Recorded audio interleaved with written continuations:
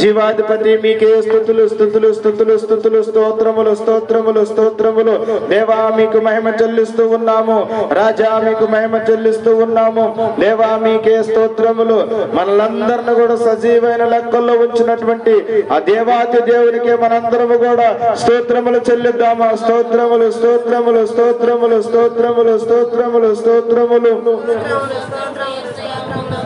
నీవు లేకుంటే చెయ్యగలను నీవు రాకుంటే ఎక్కడికెళ్ళను నీవు లేకుంటే చెయ్యగలను నీవు రాకుంటే ఎక్కడికెళ్ళను నీవు నాతో ఉండాలి నేను నీతో ఉండాలి నీవు నాతో ఉండాలి నేను నీతో ఉండాలి యేసయ్యా యేసయ్యా యేసయ్యా యేసయ్యా యేసయ్యా యేసయ్యా యేసయ్యా యేసయ్యా నీవు లేకుంటే చేయగలను నీవు రాకుంటే ఎక్కడికెళ్ళను నీవు లేకుంటే చేయగలను నీవు రాకుంటే ఎక్కడికెళ్ళను తల్లిదండ్రులు వదిలి వచ్చాను నాకు తండ్రిగా ఉన్నావని తల్లిదండ్రులను వదిలి వచ్చాను నాకు తండ్రిగా ఉన్నావని నా తల్లివి నీవయ్యా నా తండ్రివి నీవయ్యా నా తండ్రివి నీవయ్యా నా తండ్రివి నీవయ్యా యేసయ్యా యేసయ్యా యేసయ్యా యేసయ్యా యేసయ్యా యేసయ్యా యేసయ్యా యేసయ్యా నీవు లేకుంటే చేయగలను నీవు రాకుంటే ఎక్కడికెళ్ళను నీవు లేకుంటే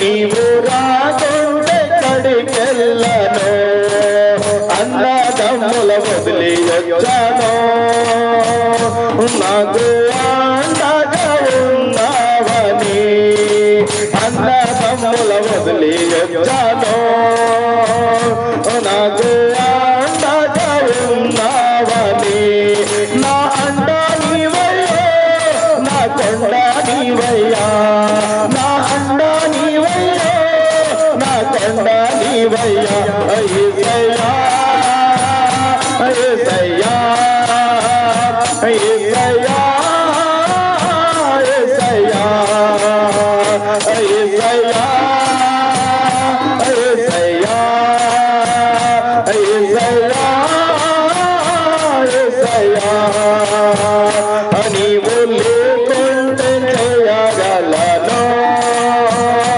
నీవు రాకుంటే ఎక్కడికెళ్ళను నీవు లేకుంటే చేయగలను నీవు రాకుంటే ఎక్కడికెళ్ళను ఆకాశం వైపు చూస్తున్నా నాకు ఆధారం నీవేనని ఆకాశం వైపు చూస్తున్నా నాకు ఆధారం నీవేనని నా కాపరి నీవయ్యా నా ఊపిరి నీవయ్యా నా కాపరి నీవయ్యా నా ఊపిరి నీవయ్యా యేసయ్యా యేసయ్యా యేసయ్యా యేసయ్యా యేసయ్యా యేసయ్యా యేసయ్యా యేసయ్యా యేసయ్యా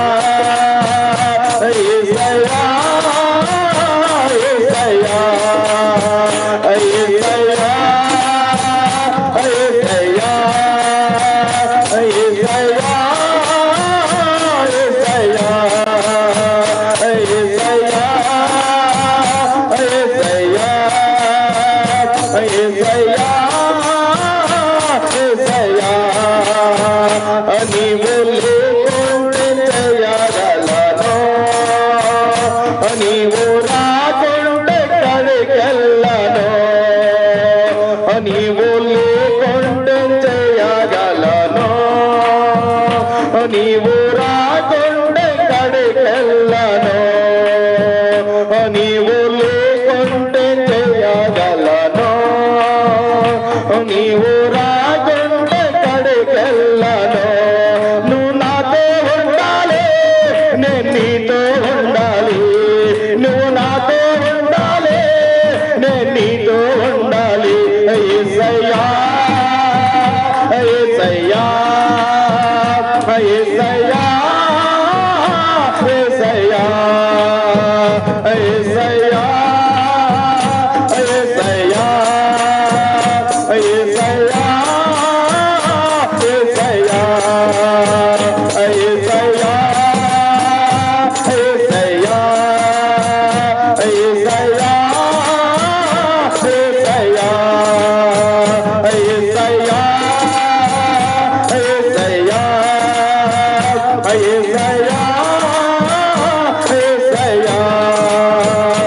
యేసయ్యా యేసయ్యా యేసయ్యా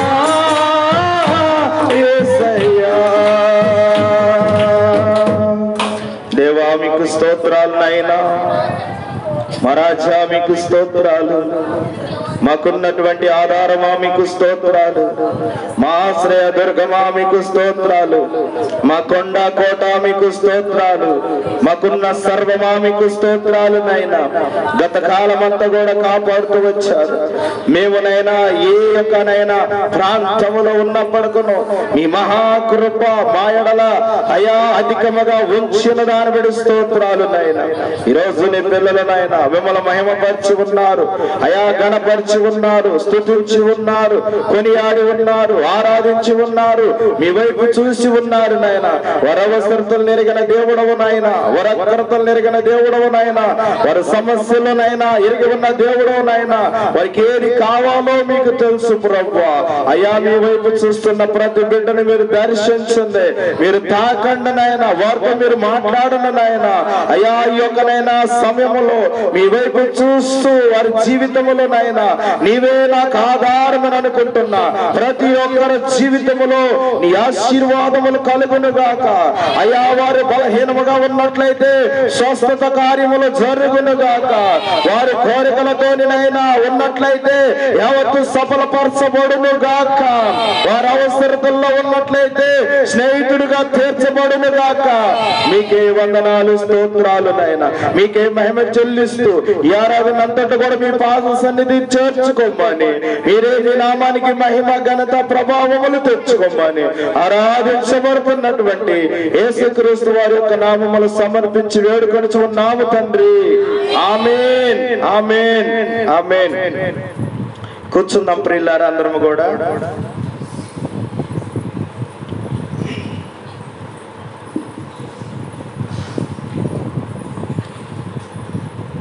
దేవుని నామానికి మహిమ కలుగును గాక. కూడి వచ్చిన మీ అందరికి యేసుక్రీస్తు నామములో వందనాలు తెలియపరుస్తూ ఉన్నాను. అందరూ బాగున్నారా? దేవునికి స్తోత్రం. హల్లెలూయా హల్లెలూయా. గత వారం దేవుడు మనతో కొన్ని విషయాలు మాట్లాడాడు. ఏంటమ్మా గత వారము దేవుడు మనతో మాట్లాడినటువంటి మాటలు ఎవరికైనా గుర్తున్నాయా అమ్మా? నిలిచి ఉండాలి. ఎవరి యందు ఉండాలి మనం?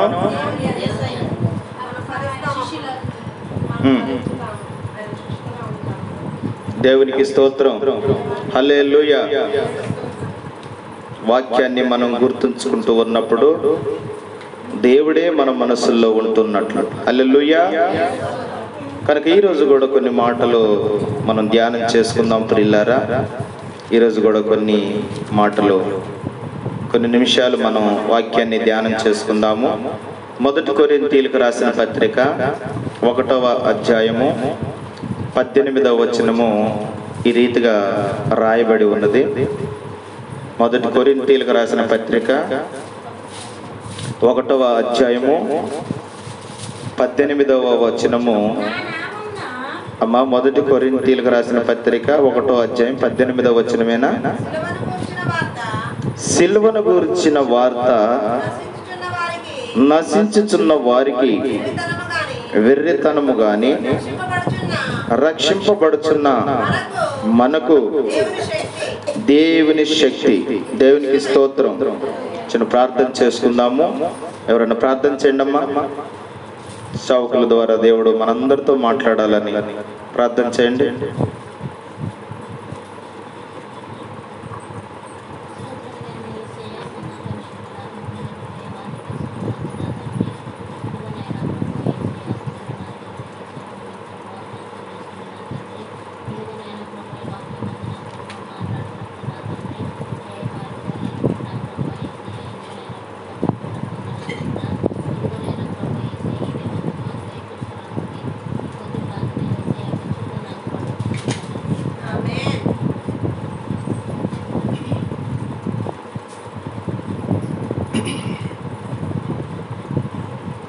హల్లెలూయా.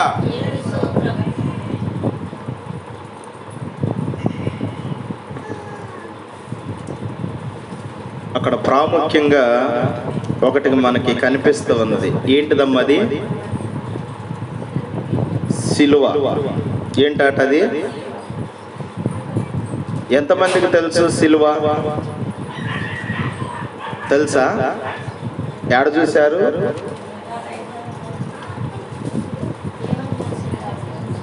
యేసు ప్రభు మోచిన సిలువ. ప్రియులారా, సిలువ 2 కర్రలతో చేసినటువంటిది, లేదా 2 చెక్కలతో చేసినటువంటిది.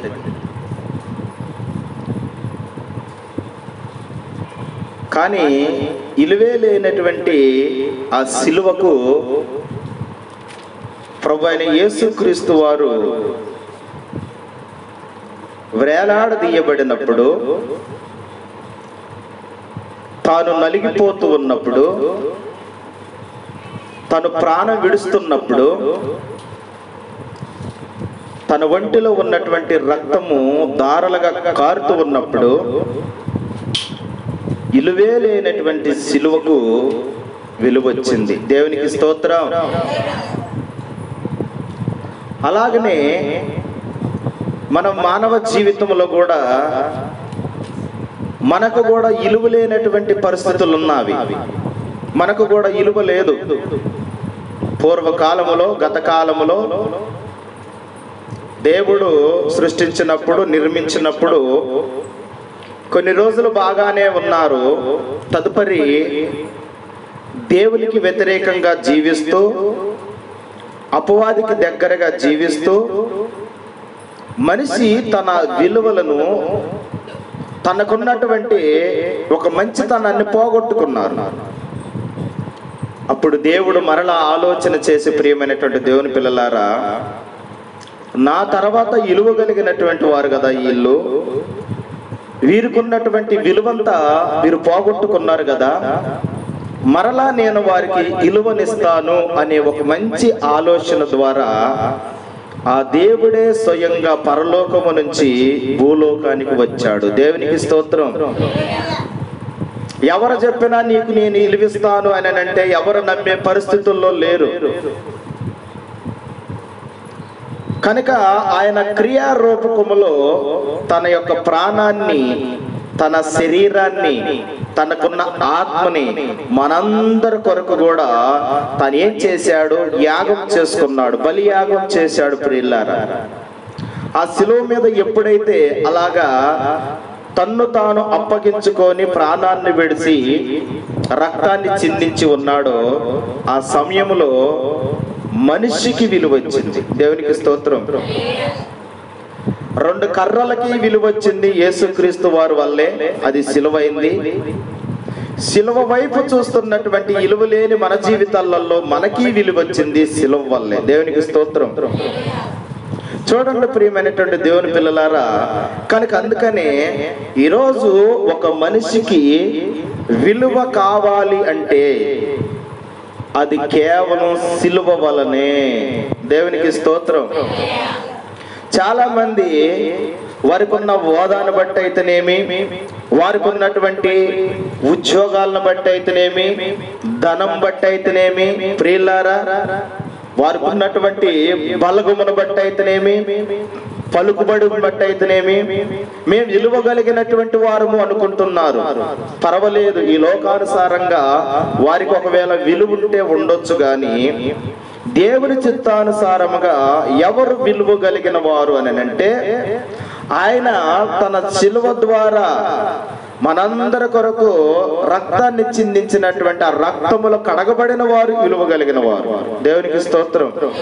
కనుక ప్రియమైనటువంటి దేవుని పిల్లలారా, ఆ శిలువ ఈ రోజు మనిషికి ఏం తీసుకొచ్చిందట? విలువను తీసుకొచ్చింది. చెప్పండి అమ్మా, ఒక మనిషికి విలువ ఎప్పుడొచ్చింది? శిలువ ద్వారా వచ్చింది. నమ్ముతున్నారా ఈ మాట? నమ్ముతున్నారా? నమ్మాల్సిందే. డబ్బులుంటే విలువ ఉండొచ్చు, పలుకుబడి ఉంటే విలువ ఉండొచ్చు, ఇంకేదన్నా సంపాదించుకుంటే విలువ ఉండొచ్చు, కానీ దైవికంగా విలువ ఎప్పుడు మన జీవితంలో మనం పొందుకున్నామంటే, మనము శిలువ వైపు చూసినప్పుడు, శిలువలో యాలాడినటువంటి క్రీస్తు మనసును సంపాదించుకున్నప్పుడు, శిలువ రక్తములో మనము శుద్ధీకరించబడినప్పుడు, అది మనకి విలువ వచ్చినటువంటి విలువ. కొన్ని మాటలు మనం ఈరోజు ధ్యానం చేసుకుందాము. చూడండి ప్రియమైనటువంటి దేవుని పిల్లలారా, 3 రకాల శిలువలు ఉన్నవి. ఎన్ని రకాలమ్మా? ఒకటి ఆచారపు శిలువ. ఏం శిలువ? 2 ప్రియమైనటువంటి దేవుని పిల్లలారా ఆకారపు శిలువ.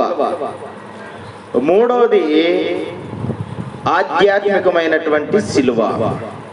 ఈ 3 శిలువలలో ఏది మనకి ఇంపార్టెంట్ గా ఉన్నది అని అంటే, 3వసారిగా చెప్పుకున్నటువంటి ఆధ్యాత్మికమైనటువంటి శిలువ. ప్రియమైనటువంటి దేవుని పిల్లలారా, మొట్టమొదటిగా ఒక మనిషికి ఎందుకు ఈ శిలువ ద్వారా విలువ వచ్చిందంటే, గలతీయులకు రాసిన పత్రిక 1వ అధ్యాయము 4వ వచనము ఈ రీతిగా రాయబడి ఉన్నది. 1వ అధ్యాయము 4వ వచనము, గలతీయులకు రాసిన పత్రిక. మన తండ్రి అయిన దేవుని చిత్త ప్రకారము క్రీస్తు మనలను ప్రస్తుతపు ఏ కాలవాటమ్మా? దుష్ట కాలములో నుండి విమోచింపవలనని మన పాపముల నిమిత్తము తన్ను తాను అప్పగించుకొనెను. దేవునికి స్తోత్రం.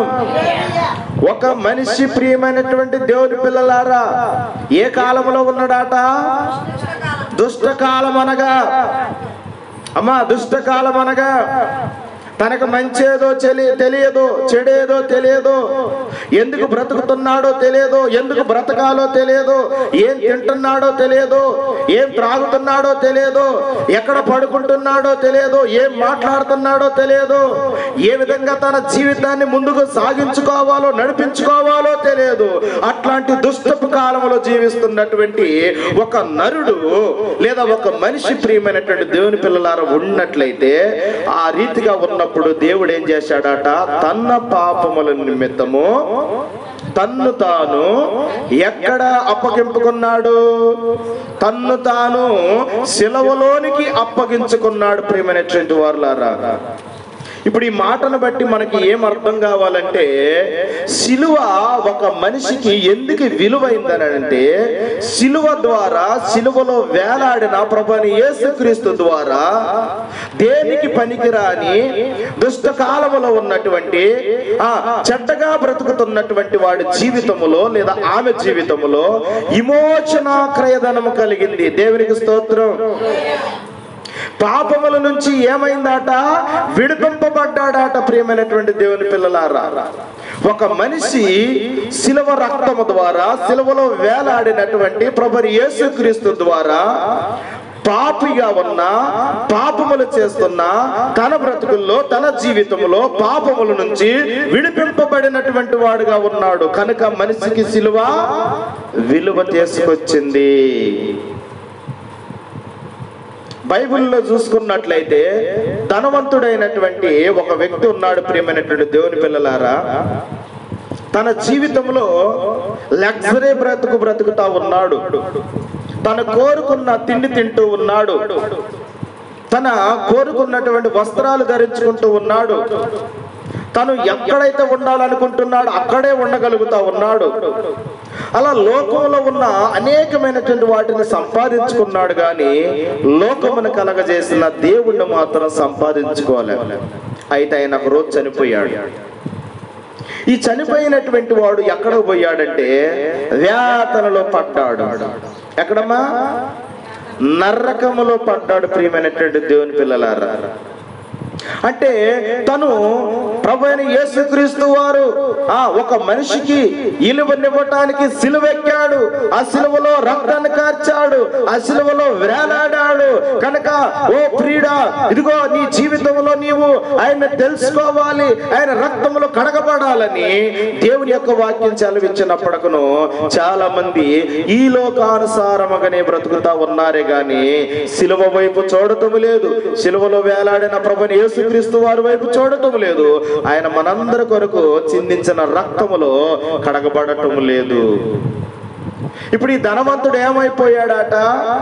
ప్రభువు పాపముల నిమిత్తము నీ కొరకు నా కొరకు చనిపోయాడనే సత్యాన్ని తెలుసుకోలేకపోయాడు. ప్రభు రక్తములు కడగలేకపోయాడు. ప్రభు వైపు చూడలేకపోయాడు. తను ఎప్పుడు కూడా తన వైపు చూసుకుంటున్నాడు. తనకున్నటువంటి ఆ ఆస్తి వైపు చూసుకుంటున్నాడు. తనకున్న వాద వైపు చూసుకుంటున్నాడు. తనకున్న ధనం వైపు చూసుకుంటున్నాడు. తనకు కలిగిన దాని వైపే చూస్తున్నాడు, కానీ తనకు కలిగిన దాన్ని తనను కలిగించినటువంటి దేవుడి వైపు ఏనాడు చూడటం లేదు.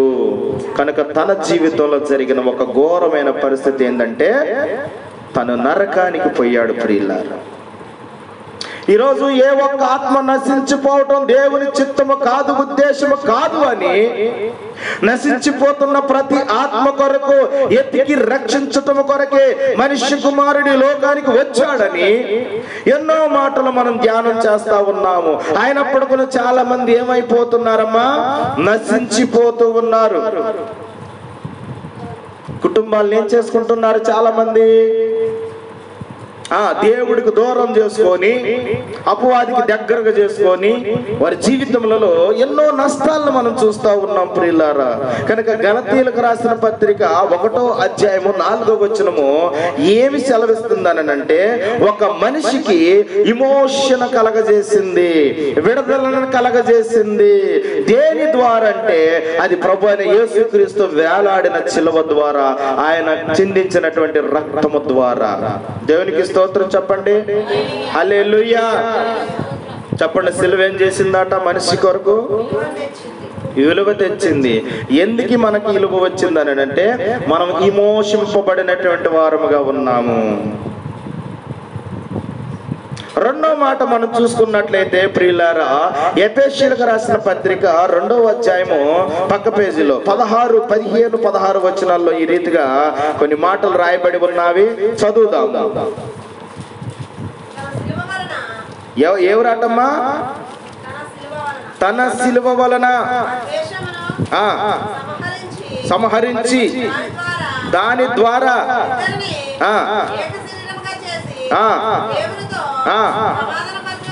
సమాధానపరచవలనని ఆయనయే మనకు. దేవునికి స్తోత్రం చెబుదామా? హల్లెలూయా, హల్లెలూయా, హల్లెలూయా. దేవుని యొక్క సిలువ, ప్రభువైన యేసుక్రీస్తు వారు వేలాడినటువంటి సిలువ, రక్తాన్ని ధారపోసినటువంటి సిలువ, నీ కొరకు నా కొరకు ఆ యొక్క కలవరిగిరిలో వేలాడినటువంటి ఆ సిలువ ద్వారా మనిషికి ఇలువ. ఏంటిదా ఇలువ అంటే ప్రియులారా, దేవుడు చెబుతా ఉన్నాడు, ఒక నరుడు ఒక దేవుడు ఏకముగా ఉన్నారట. దేవునికి స్తోత్రం. నరుడు దేవుడు ఏక శరీరమై ఉన్నారట. దేని ద్వారా? సిలువ ద్వారా ప్రియమైనటువంటి దేవుని పిల్లలారా. ఆదిలో మనం చూసుకున్నట్లయితే దేవుడు స్వహస్తాలు చేసుకున్నటువంటి మనుష్యుడు పాపములో పడిపోయాడు, శాపములో పడిపోయాడు, అపవాది మాట విన్నాడు, అభిషేకాన్ని కోల్పోయాడు, ఆత్మను కోల్పోయాడు. ప్రియమైనటువంటి దేవుని పిల్లలారా, అపవాదికి అవకాశం ఇచ్చాడు. తర్వాత దేవుడు తనతో మాట్లాడటం బంద్ చేశాడు. అలా జరుగుతూ ఉన్నప్పుడు దేవుడికి మనుషుడికి మధ్యలో ఏమేర్పడిందమ్మా? గ్యాప్ వచ్చేసింది. రోజు చక్కగా మాట్లాడుకుంటున్నారు, కానీ చెడ్డ ప్రవర్తన వల్ల, చెడ్డ ఆలోచన ద్వారా దేవుడు ఆ మనుషుడితో మాట్లాడటం లేదు. కనుక వీళ్ళిద్దరు కలిసి ఉండాలని మరలా ప్రభువైన యేసుక్రీస్తు వారు సిలువనెక్కారు.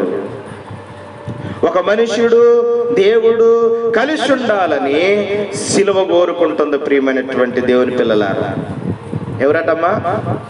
ఒక మనుష్యుడు దేవుడు కలిసి ఉండాలి.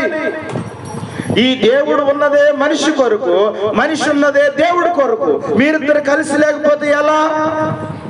కనుక ఇద్దరిని ఏకపరిచింది సిలువ. కనుక ఇప్పుడు మనందరం కూడా గతములో శాపములో ఉన్న వారమే, గతములో పాపములో ఉన్న వారమే. మనందరం కూడా గతములో వ్యర్థమైనటువంటి జీవితాన్ని జీవిస్తున్నటువంటి వారమే. అయితే సిలువ ఒకటి చేసింది. ఏం చేసింది అనంటే, ఆ దేవాతి దేవుడిని, నన్ను, మిమ్మల్ని అందరిని కూడా ఐక్యపరిచింది, ఏకపరిచింది. ప్రియమైనటువంటి దేవుని పిల్లలారా, ఇప్పుడు దేవుడు మనం ఎలా ఉన్నమాట? కలిసి ఉన్నాము. దేవునికి స్తోత్రం. నమ్ముతున్నారా? నిజంగా నమ్ముతున్నారా? దేవుడు నాతో ఉన్నాడని ఎంతమంది నమ్ముతున్నారు? నేను నిజంగా దేవుడు ఆధీనములో స్వాధీనంలో ఉన్నాను ఎంతమంది నమ్ముతున్నారు? అది నిజమే. దేవునికి స్తోత్రం. ఎందుకు నిజం పాస్టర్ గారు? అవి ఇస్ పాసిబుల్. నిజంగా ఇది ఎలా జరిగింది అని అంటే, ఎప్పుడైతే నీ జీవితాన్ని నువ్వు అక్కడ వదిలిపెట్టి ప్రభు కొరకు నువ్వు పరుగులు తీస్తూ ప్రభు పాదాల కాడికి వచ్చావు, ప్రభు కవగిట్లోనికి వచ్చావు, ప్రభు వైపు చూసావు, నీవే నాకు దిక్కు అనుకున్నావు, ఆయన నీ మనసుల్లో వచ్చి కూర్చున్నావు. ఇంకా ఆయన ఎల్లడు ఎక్కడికి, ఆయన ఎక్కడికి ఎల్లడు. ప్రియమైనటువంటి దేవుని పిల్లలారా, కనుక జ్ఞాపకం చేసుకోవాలి. రెండో మాట ఏం చేసిందట? సిలువ ఏకపరిచింది. ఎవరెవరిని ఏకపరిచింది? దేవుణ్ణి, నరుడిని. నిజంగా అప్పుడప్పుడు కొంతమంది తిట్టుకుంటారు, అవునా? ఈ తిట్టుకున్నటువంటి వారు, గొడవ పెట్టుకుంటున్నటువంటి వారు వాళ్ళే మాట్లాడగలుగుతారా? చెప్పండి అమ్మా. ఇక గ్రామాలలో అయితే గ్రామ పెద్దలు ఎవరైతే ఉంటారో, కుల పెద్దలు ఎవరైతే ఉంటారో, లేదా సర్పంచ్లు ఎవరైతే ఉంటారో, వారి కాడికి వెళ్ళినాక అమ్మ గొడవలు ఎందుకు, ఇక మంచిగా ఉండండి అని చేతిలో చేయేసి కలుపుతారు. అప్పటి నుంచి వాళ్ళిద్దరు ఏమవుతారు? అప్పటి నుంచి ఆ రెండు కుటుంబాలు ఏమైతే కలిసిమెలిసి ఉంటాయి. అవునంటారా కాదంటారా? అలాగనే ప్రియమైనటువంటి వారులారా, అలాగనే ఉన్నట్లయితే వారిలో సమాధానం ఉండదు, వారిలో మంచితనం అనేటువంటిది ఉండదు. అలాగ ఉండకోకుండా ఉండాలని దేవుడు సిలువనెక్కాడు, ఆ సిలువలో రక్తాన్ని కార్చాడు. అందుకని ఆయన చనిపోతూ చనిపోతూ ఏమన్నాడు? తండ్రి, వీరేమి చేస్తున్నారు, వీరెరగరు గనక వీరిని క్షమించు అన్నాడు. ప్రియమైనటువంటి దేవుని పిల్లలారా, మనము మన జీవితంలో జ్ఞాపకం చేసుకోవాల్సింది ఏంటి అని అంటే, మన మాట ఎప్పుడు కూడా ప్రియమైనటువంటి వారులారా దేవుడితో కలిసి ఉండాలి. ఎవరితో కలిసి ఉండాలి? దేవుడితోనే కలిసి ఉండాలి. ఎన్నో మాట చెప్పానమ్మా.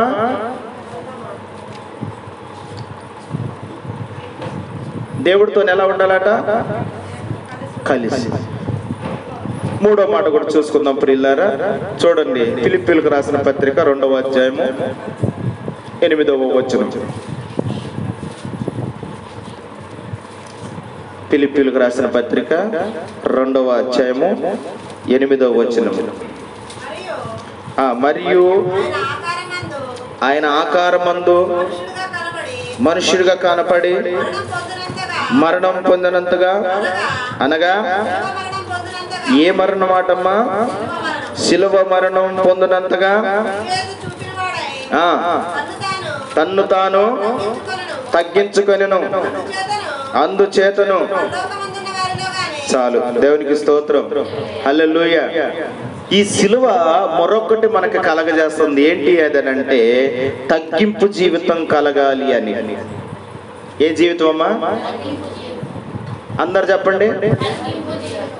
తగ్గింపబడినటువంటి వారు ఏమవుతారట? అందరు చెప్పండి.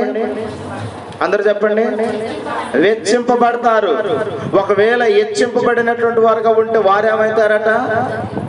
చెప్పండి అమ్మా. మీరు చెప్పేది నిజమే. తగ్గించబడతారు. కనుక ప్రియులారా, ప్రపంచవ్యాప్తంగా గొప్ప దేవుడై ఉన్నటువంటి యేసుక్రీస్తు వారు తన్ను తాను తగ్గించుకొని ఏ మరణం పొందాడటమ్మా? సిలువ మరణం పొందాడు. ఎందుకు సిలువ మీదకి రావటానికి గల కారణం ఏంటంటే మనకు తగ్గింపేందో తెలియదట. మన జీవితంలో విధేయతగా ఉండటం ఏంటో తెలియదట. మన జీవితంలో మంచితనంగా ఉండటం ఏందో తెలియదట. ఇవన్నీ ఓ నరుడా నీవు నేర్చుకోవాలి, ఇవన్నీ నువ్వు ఫాలో అవ్వాలని ఆయన తన్ను తాను తగ్గించుకొని సిలువ మరణాన్ని పొందాడు.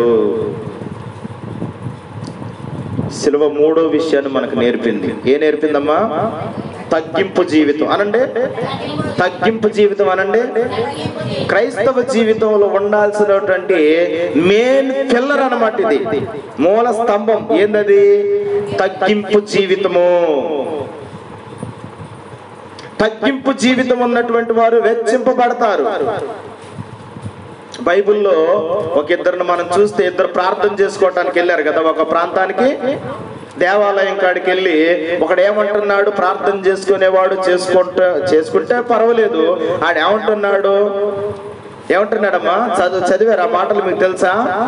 నేనట్లా నేనెట్లా వాడట్లా, నేనట్లా నేనెట్లా వాడట్లా. ఇక మన గోల కూడా అంతే కదా. ఇద్దరు ఎక్కడన్నా ఒకిద్దరు ఒక కాడ కలుసుకుంటే ఇద్దరు గురించి మాట్లాడుకోరు, మూడో వ్యక్తి గురించి మాట్లాడుకుంటా ఉంటారు.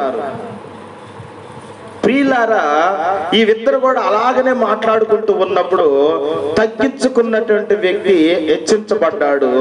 ఎవరైతే ఈ వెచ్చించుకొని గొప్పలు చెప్పుకున్నాడో వాడు ప్రభువు దృష్టిలో తగ్గింపబడ్డాడు. దేవునికి స్తోత్రం. అందుకనే భక్తుడైనటువంటి యోహాను గారు ఒక మాట అంటా ఉంటారు. ఏమంటారు? నువ్వైతే హెచ్చింపబడాల్సిందే, మేమైతే తగ్గింపబడాల్సిందే. మేము తగ్గించబడాల్సింది ఇది మాకు తగును, నువ్వు హెచ్చింపబడాల్సింది అది నీకు తగును. దేవునికి స్తోత్రం. ఎందుకైనా హెచ్చింపబడాలంటే లోక పాపములను మోసుకొని పోవు దేవుని గొర్రె పిల్లగా ఉన్నాడు ఆయన. ఏ పాపంలో? నీ పాపాన్ని నా పాపాన్ని ఆయన భుజాల మీద మోసుకొని సిలువెక్కాడు, సిలువలో ప్రాణాన్ని తీసుకున్నాడు. అందుకనే ఆయన గొప్ప దేవుడు. దేవునికి స్తోత్రం. మొదటిది ఏం చెప్పానమ్మా? సిలువ మనిషికి విలువ ఎందుకైంది? నెంబర్ 1 ఎందుకైందమ్మా? పాపముల నుంచి మనల్నందరిని కూడా సిలువ రక్తము ద్వారా, సిలువలో విరాలాడిన యేసుక్రీస్తు రక్తము ద్వారా, సిలువ ద్వారా మనకి విమోచన క్రయధనము కలిగింది. రెండోది ఏం చెప్పాను? మనము దేవుడికి విరోధముగా ఉన్నాము, దేవుడికి మనకి గొడవలేని ప్రియమైనటువంటి వారులారా. ఇప్పుడు దేవుడు నరుడు కలిసి ఉండాలని సిలువ మనకి కనిపిస్తున్నది. ఆ సిలువలో యేసుక్రీస్తు వారు వేలాడుతున్నారు. మూడోది ప్రియమైనటువంటి వారులారా, మన జీవితంలో తగ్గింపు ఏందో తెలియదు కనుక తగ్గింపు ఉండాలని సిలువ మనకి నేర్పుతా ఉన్నది. 4వ మాట చూసుకున్నట్లయితే 2వ తెస్సలోనికలకు రాసిన పత్రిక 2వ అధ్యాయము 14వ వచనము ఈ రీతిగా రాయబడి ఉన్నది. చూడండమ్మా. 2వ తెస్సలోనికలకు రాసిన పత్రిక, మీరిలాగున రక్షింపబడి మన ప్రభువు అయిన యేసుక్రీస్తు యొక్క మహిమను పొందవలనని మా స్వార్థ వలన. దేవునికి స్తోత్రం చెబుదామా? హల్లెలూయా, హల్లెలూయా. సిలువ మనిషికి ఎందుకు విలువైందంటే ఈ మట్టి దేహాలు, ఈ మురికి దేహాలు, ఈ విధమైనటువంటి పనికి రాని దేహాలు ఒకానొక రోజు మహిమ దేహముగా మార్చబడుతున్నది. దేవునికి స్తోత్రం. ఎందువల్ల మార్చబడుతుందనంటే అది కలవరిగిరిలో ఉన్నటువంటి ప్రభువైన యేసుక్రీస్తు వారు ఏలాడినటువంటి శిలువ ద్వారా తప్ప మరొక దాని వల్ల కానే కాదు. ప్రియమైనటువంటి దేవుని పిల్లలారా, మనందరము అప్పుడప్పుడు కొంతమంది చనిపోయినప్పుడు ఏం పెడతారు? పైన ఎడ్డింకు ఏ ప్రవేశం అని పెడతారు? గృహప్రవేశమా అమ్మా? చనిపోయినప్పుడు అమ్మా, చనిపోయినప్పుడు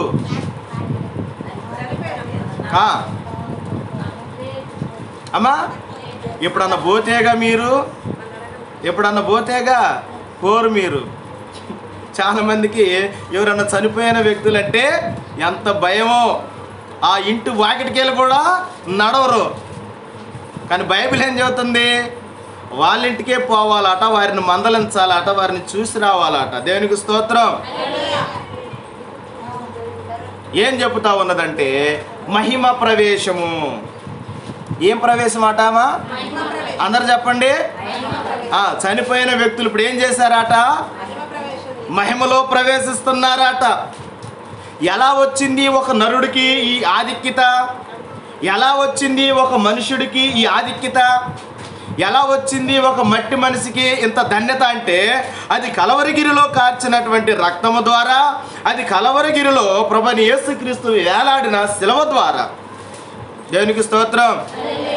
అందుకనే సిలువలో ఉన్నటువంటి ఆ త్యాగము, సిలువలో ఉన్నటువంటి ఆ మర్మము ఈరోజు మనందరం కూడా నేర్చుకుంటున్నాము. ఎన్ని అయిపోయినాయి అమ్మ? ఇప్పటికీ 4 అయిపోయినాయా? ఏది వరుసగా చెప్పండి. మొదటిది ఏంటిది? సిలువ ద్వారా మనిషికి ఎందుకు విలువ వచ్చింది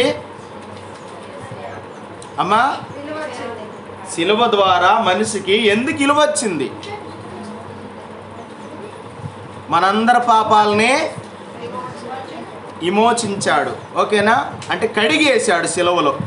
ఓకేనా? నీ పాపము నా పాపం ఎక్కడ కడిగేశాడు? సిలువలో కడిగేశాడు. కనుక ఇప్పుడు మనందరము మురికిగా ఉన్నామా? మంచిగా పరిశుద్ధంగా ఉన్నామా? ఎవరన్నా ఉన్నారా మురికిగా? లేరు. దేవునికి స్తోత్రం. కనుక మనందరం కూడా ఇప్పుడు మనం సిలువను బట్టి మనకేమొచ్చింది? కొట్లో చాలా సబ్బులు దొరుకుతాయి, బట్టలకు ఉన్నటువంటి మురికి చక్కగా వెళ్తుంది. కానీ గుండెకున్న మురికి పోవాలంటే పోద్దా?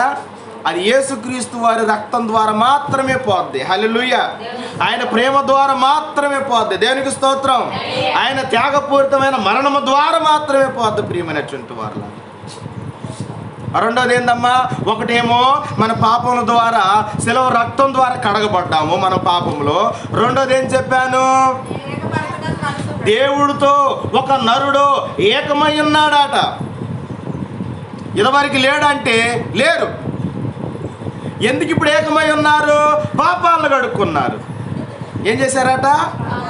పాపాలను కడుక్కున్నారు కాబట్టి, పరిశుద్ధంగా మార్చబడ్డారు కాబట్టి ఇప్పుడు పరిశుద్ధుడైనటువంటి దేవుడి కాడికి మనందరం పోవటానికి ఎలిజిబుల్, అంటే అర్హత కలిగినటువంటి వారము. దేవునికి స్తోత్రం. రెండోదో ఇది. మూడోది ఏం చెప్పానమ్మా? తగ్గింపు. ఇంతకుముందు మనకు తగ్గింపు జీవితాలు లేవు. ఇంతకుముందు మన బ్రతుకుల్లో ప్రియమైనటువంటి వారులారా నిమ్మలంగా ఉండాలన్న ఆశ లేదు, ఆలోచన లేవు. కానీ యేసు ప్రభువుని నమ్ముకున్న తర్వాత, ఆయన రక్తంలో కడగబడిన తర్వాత, ఆయన పాదాల కాడికి వచ్చిన తర్వాత ఎందుకో మనకి తగ్గింపు అనేటువంటిది కలుగుతూ ఉన్నది. విధేయత చూపించుకోవాలన్న ఆలోచన వస్తూ ఉన్నది. మనల్ని మనం ప్రియమైనటువంటి వారులారా హెచ్చించుకోవద్దు. మనం ఎప్పుడు కూడా దేవుడి విషయంలో తగ్గుదల కలిగిన వారంగాను, తగ్గింపు జీవితాన్ని కలిగిన వారంగానే ఉండాలని మనం నేర్చుకుంటా ఉన్నాము. నాలుగోది ఏం నేర్చుకున్నాము? ఎవరైతే తగ్గింపు కలిగిన జీవితాన్ని జీవిస్తారో, ఎవరైతే ప్రభు పాదాల కాడ తన జీవితాన్ని సమర్పిస్తారో, ఎవరైతే చేసిన పాపాలు ప్రభు సన్నిధిలో ఒప్పుకుంటారో వారట ఏ ప్రవేశంలోనికి వెళ్తారట? మహిమ ప్రవేశంలోనికి వెళ్తారు. దేవునికి స్తోత్రం. ఇవన్నీ జరగటానికి పరిశుద్ధుడైనటువంటి దేవుడు, పరిశుద్ధంగా జీవించినటువంటి దేవుడు తన పరిశుద్ధమైన రక్తాన్ని మనందరి కొరకు సిందించాడు. ఎక్కడ సిందించాడమ్మా? సిలువలో సిందించాడు. కనుక ఇలువే లేని ఆ కర్రలకి సిలువగా యేసుక్రీస్తు ద్వారా ఇలువ వచ్చింది. సిలువ ద్వారా మట్టి మనుషులమైనటువంటి మనందరికి కూడా సిలువ ద్వారా ఏమొచ్చింది? ఇలువ వచ్చింది. ఇంత ఇలువిచ్చినటువంటి ఆ దేవుడికి, ఇంత ఇలువిచ్చినటువంటి ఆ సిలువలో ఏలాడిన ప్రభుని యేసుక్రీస్తు వారికి ఇంత ఇలువిచ్చినటువంటి ఆ సిలువని మనం ఏం చేస్తున్నాము? అమ్మ చూడండి, ఇటు చూడండి, దేవుని యొక్క వాక్యం వినండి. చెప్పండి అమ్మా, ఏం చేయాలి పాస్టర్ గారు? ఇంటనే ఉందంగా దేవుడి మాటలు. ఏం చేయాలి పాస్టర్ గారు? ఇంకా చెప్పండి అమ్మా, ఏం చేద్దాం? ఇంత చేసిన దేవుడికి మనం ఏం చేద్దాం? అప్పుడప్పుడు మనం అంటాంగా, నిజంగా నువ్వు చేసిన సహాయాన్ని నేను మర్చిపోలేను, నీకు ఏదో ఒకటి చేసి రుణం తీర్చుకోవాలను. ఇప్పుడు దేవుడు మనందరి కొరకు పెద్ద త్యాగమే చేశాడు. మనం ఏమి ఇచ్చి రుణం తీర్చుకుందాం ప్రియమైనటువంటి దేవుని పిల్లలారా? అమ్మా చెప్పండి. యేసుక్రీస్తు వారి సిలువ మోసారా లేదా? మోసారు. ఇప్పుడు మనందరం కూడా ఏం చేయాలంటే, ఏందయ్యా యేసు ప్రభు సిలువ మోసి నా సిలువ మనం మోయాలంటారా?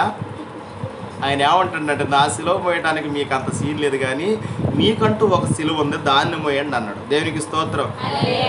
ఏం మోయాలట? మీకంటూ ఒక సిలువ ఉన్నది, దాన్ని మీరు మోసుకోండి. అది మోస్తే ఏం జరిగిద్ది?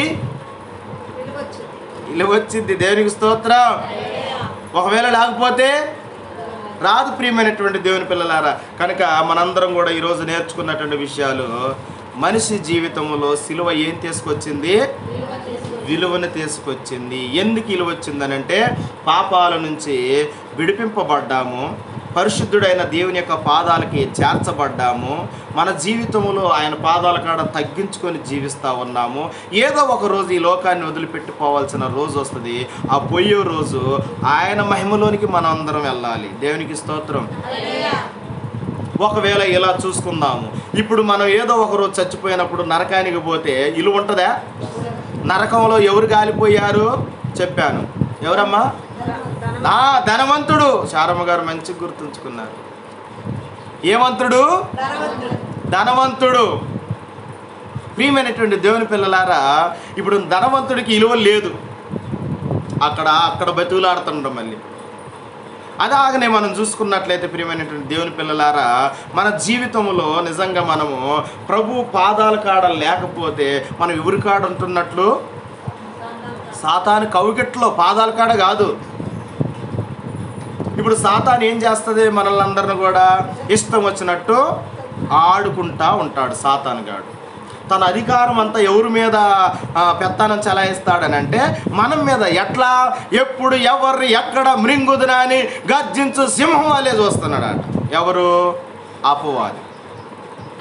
ప్రియమైనటువంటి వారులారా, మన పాపముల్ని మనం నిజంగా కడుక్కోకపోతే, మన పాపములను మనం నిజంగా ఒప్పుకోకపోతే, మన పాపాలని మనం నిజంగా వదిలిపెట్టకపోతే మన మాట వర్ధిల్లలేమాట. ఏంటమ్మా? వర్ధిల్లలేము. చివరగా మనము క్రీస్తుని నమ్ముకున్న మనందరము ఏ జీవితం కలిగి ఉండాలట? తగ్గింపు జీవితం కలిగి ఉండాలి. ఏ జీవితం అమ్మా? ఇన్ని మాటలు అంటున్న మన మాట చెయ్యాల్సిన పని ఒకటే, దేవుడికి ఇష్టమైనటువంటి బ్రతుకు బ్రతకటము. కళ్ళు మూసుకోండి, మోకరించండి. బలలో చేయి వేస్తుంది. నీవు నిజంగా సిలువ విలువ తెలుసుకున్నావా? నీ విలువ తెలుసుకున్నావా? 2 కర్రలకి, ఇలువేలేని 2 కర్రలకి పరిశుద్ధుడైన పవిత్రుడైనటువంటి ఆ ప్రభు అయిన యేసుక్రీస్తు వారు వేలాడినప్పుడు ఆ సిలువకొక విలువ వచ్చింది. ఆ సిలువలో వేలాడిన ప్రభు వైపు, సిలువ వైపు నువ్వు చూసినప్పుడు ఇలువేలేని నీ జీవితంలో నీకు కూడా దేవుడు ఒక విలువనిస్తున్నాడు. ఏంటిదో తెలుసా? నీవు చేసిన, నేను చేసిన పాపాల నిమిత్తము మనం ఎక్కడో కొట్టుకుపోవాల్సిన వారముగా ఉండగా ఆయన మనల్ని ఆ పాపాలు కడుక్కోవటానికి అవకాశం ఇచ్చాడు. మన జీవితంలో దేవుడితో సమాధానపరచబడాలని అనేటువంటి ఆలోచన కలిగి ఉండాలని దేవుడిని నరుడిని సిలువ ఏకపరిచింది. ప్రియమైనటువంటి వారులారా, నిజంగా సిలువతోని దేవుడితోని నువ్వు ఏకంగా ఉన్నావా లేదా సపరేట్గా ఉన్నావా లోకంలో? మన జీవితంలో తగ్గింపు అంటే ఏంటిదో తెలియదు, కానీ ఈరోజు తగ్గింపు జీవితాన్ని సమాజంలో చూసుకున్నట్లయితే క్రైస్తవులను కొడుతున్నారు, తిడుతున్నారు, హింసిస్తున్నారు. అయినప్పటికను వారు కేసులు పెట్టడం లేదు, వారు ఎదురు తిరగటం లేదు. కారణం ఏంటిదో తెలుసా? వారు తగ్గింపు జీవితాన్ని కలిగినటువంటి వారుగా ఉన్నారు. ఏమైనటువంటి దేవుని పిల్లలారా, ఏదో ఒకరోజు ఈ లోకాన్ని వదిలిపెట్టడం ఖాయం. ఆ వదిలిపెట్టిన రోజు నువ్వు ప్రభువుని చూడగలిగే వారంగా ఉంటావా, లేకపోతే చీకట్ల ఒక గుడ్డివాడు వలె ఉంటావా? అది గమనించాల్సినటువంటి విషయము. మహిమా ప్రవేశములో మనందరం ఉండాలని అంటే ఖచ్చితంగా మనము సిలువ చూడాలి. ప్రార్థన చేసుకుందాము. పాస్టర్ గారు ప్రార్థన చేస్తారు. వాక్యం